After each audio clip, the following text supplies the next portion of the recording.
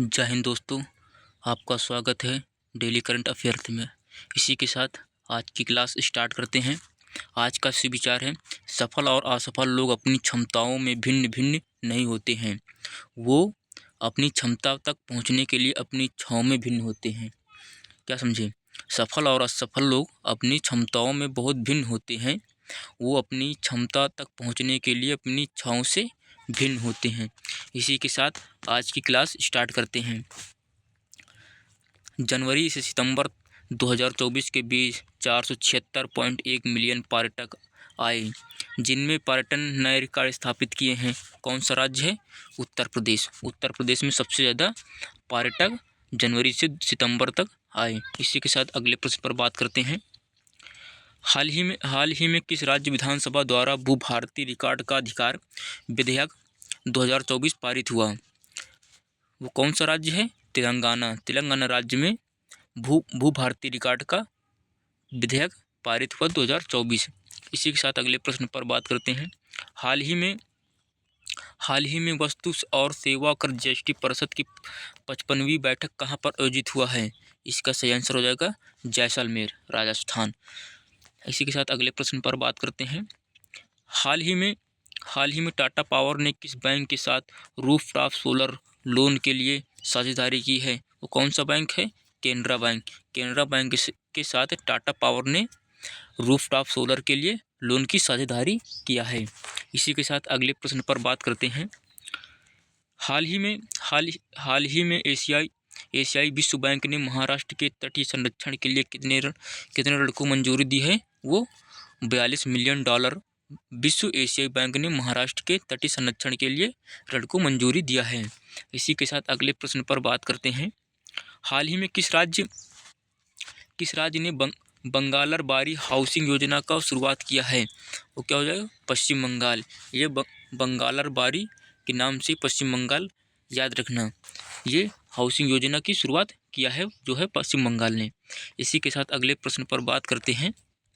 हाल ही में गोवा में मुक्ति दिवस मनाया गया है। कौन सा स्थान हुआ है? 63वां मुक्ति दिवस गोवा में मनाया गया है। इसी के साथ अगले प्रश्न पर बात करते हैं।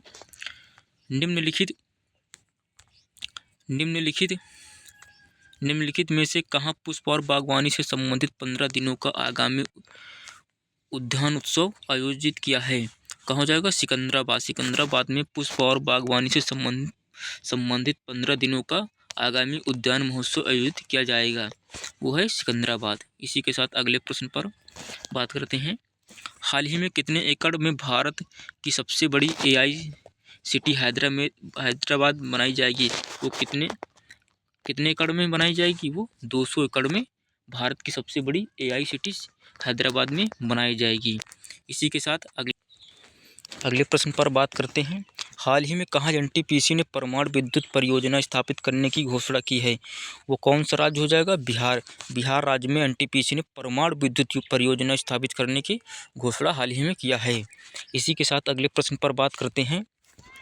हाल ही में किस तारीख को पहला विश्व ध्यान दिवस मनाया गया है? वो हो जाएगा 21 दिसंबर को विश्व ध्यान दिवस के रूप में बनाने की घोषणा किया गया है।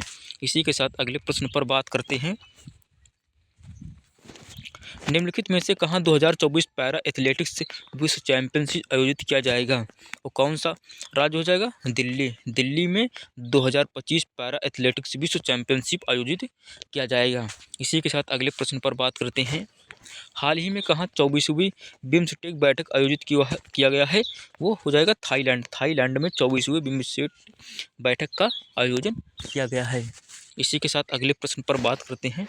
हाल ही में किस अभिनेता को पहले खो-खो विश्व कप का ब्रांड एम्बेसडर बनाया गया है? वो कौन से अभिनेता हो जाएंगे? वो हो जाएंगे सलमान खान को पहले खो-खो विश्व कप के ब्रांड एम्बेसडर बनाया गया है। इसी के साथ अगले प्रश्न पर विश्व स्वास्थ्य संगठन के अनुसार भारत ने मलेरिया के मामलों और उनसे जुड़ी मृत्यु दर कम करने की प्रगति की है। वो कौन सा हो जाएगा? मलेरिया में विश्व स्वास्थ्य संगठन के अनुसार मलेरिया मामलों को जुड़ी मृत्यु दर कम करने की प्रगति की गई है। इसी के साथ अगले प्रश्न पर बात करते हैं। जो आप लोगों के 15 स्टैटिक जीके हो गए हैं और इसी के साथ आप लोगों का वो 15 करंट अफेयर हो चुका है। अब आप लोगों के लिए 5 स्टैटिक जीके इसी में ऐड कर दिया गया है, ताकि आप लोगों के साथ स्टैटिक जीके के साथ साथ करंट अफेयर्स के साथ साथ स्टैटिक जीके का भी कुछ रिविजन होता रहे। इसी के साथ पहला प्रश्न स्टैटिक जीके का, भारत में लाइसेंसिंग नीति का उद्देश्य क्या है? भारत में लाइसेंसिंग उद्देश्य क्या है? वो क्षेत्रीय समानता को बढ़ावा देना है। क्षेत्रीय समानता को बढ़ावा देने का उद्देश्य क्या लाइसेंस नीति के उद्देश्य से संबंधित है। इसी के साथ अगले प्रश्न पर बात करते हैं। निम्नलिखित में से कौन सा वृक्ष पर्वतीय वनस्पतियों में पाया जाता है? वो चीड़ हो जाएगा। चीड़ वृक्ष पर्वतीय वनस्पतियों में पाया जाता है। इसी के साथ अगले प्रश्न पर बात करते हैं।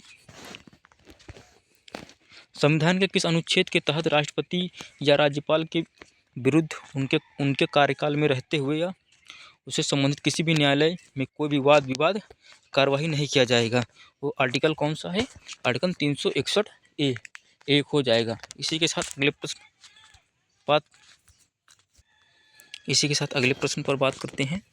गियासुद्दीन बलबन 1266 से 1287 सजदा प्रथा शुरू करने वाला दिल्ली का किस नंबर का सल्तनत था? वो पहला सल्तनत था। गियासुद्दीन बलबन जो कि सजदा प्रथा शुरू किया था, उनका कार्यकाल 1266 से 1287 इनका कार्यकाल था। इसी के साथ अगले प्रश्न पर बात करते हैं। निम्नलिखित में से किसने सबसे पहले राजस्व प्रशासन को न्याय प्रशासन से अलग करने की मांग की थी? वो कौन है? लॉर्ड कॉर्नवालिस ने पहले राजस्व प्रशासन को न्याय प्रशासन से अलग करने के लिए मांग किया था। इसी के साथ आपके 20 क्वेश्चन हो चुके हैं, 5 स्टैटिक जीके के और 15 करंट अफेयर्स के। अगर आप लोगों के स्टैटिक जीके में बढ़िया स्कोर रहा तो आप अपना कमेंट कर सकते हैं। और इसी के साथ आप लोगों का करंट अफेयर्स और स्टैटिक जीके की समाप्त होती है। आप लोगों की क्लास अच्छी लगी हो तो क्लास को लाइक, सब्सक्राइब और शेयर जरूर करना। इसी के साथ धन्यवाद। जय हिंद।